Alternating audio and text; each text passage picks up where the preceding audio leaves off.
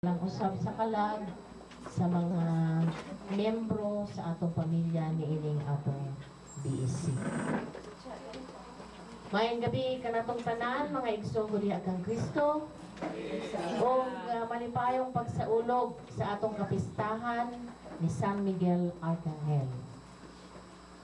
Ang pangalan ng Miguel nagkahulugan og kinsa ang sama sa Ginoo. Si San Miguel mao ang pangulo sa mga anghel niadtong gubat batok ni Satanas.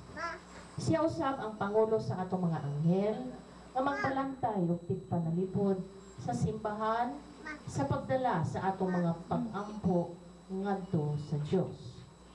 Kauban sa atong mga angheles, sila nagadayeg sa Ginoo hangtod sa kahangturan ug nagahalad og insenso sa atong mga pag-ampo.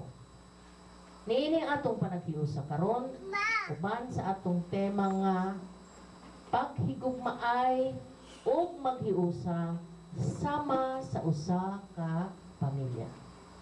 Kita gihagit sa atong kadasig nga sa kanunay ana ang atong paghiusa, pagdinabangay, paghigugmaay ug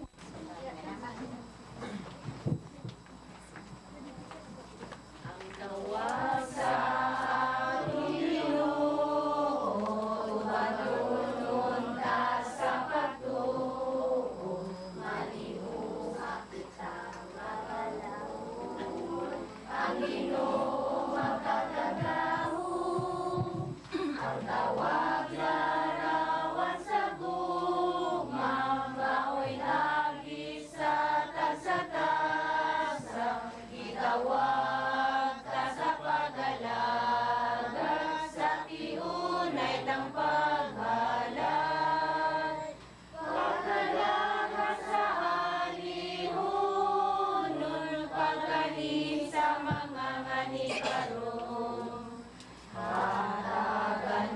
kita sa Ginoo ug daghang mamumuo. Usang piton ta si Maria, inahan nato sa kanunay, sa tiusa kita pagkaliya, magmalilon kita sa gugma. Maayong gabi, ganin yung tanan diha. Maayo po. Mga igsoon sa atong pagsaulog sa kapiyastahan sa mga arkangheles, kauban nato ang tibuok nga simbahan na nagdaig sa atong Dios tungod sa iyang pagpadalahan nato ug tay panalipod ug nagdala sa mensahe nga kaayuhan ug kaluwasan. Aron maandam kita alang sa pagsaulog sa santos nga misa, maghinulsol kita sa atong mga sala ug mga yugitag pasaylo sa Dios.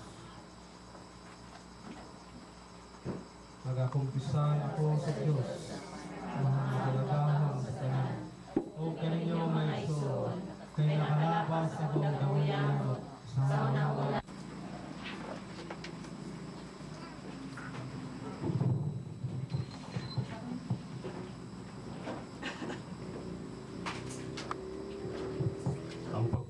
gikan sa pasahon sa mga gipadaya. Unya may gubat dito sa langit.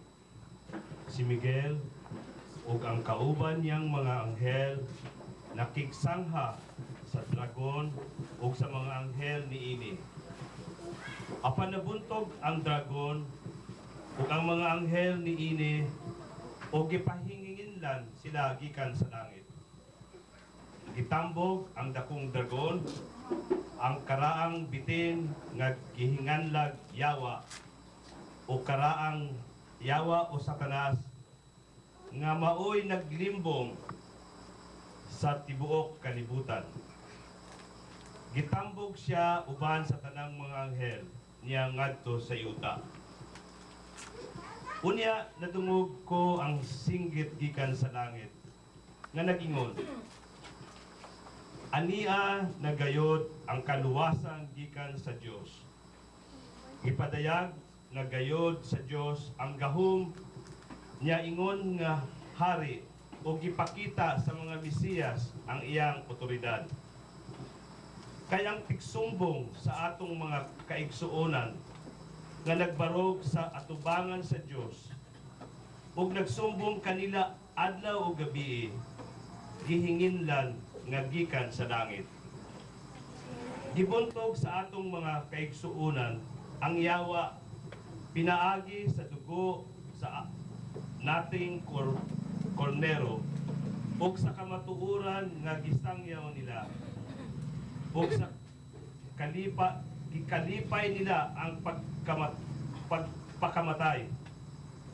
Busa paglipay kamo kalangitan ug kamong tanan mga nagpuyo diha, kay mikunsad kaninyo ang yawa ug nasuko siya sa pag-ayo, kay nasayod man siya nga mubo na lang ang inyong panahon. Ang pulong sa Ginoo.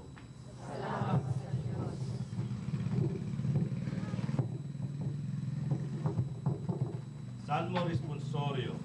Ang tubag sa atubangan sa mga anghel, awiton ko ang imong mga pagdayeg o Ginoo. Sa tubangan sa mga anghel, awiton ko ang imong mga pagdayeg o Ginoo.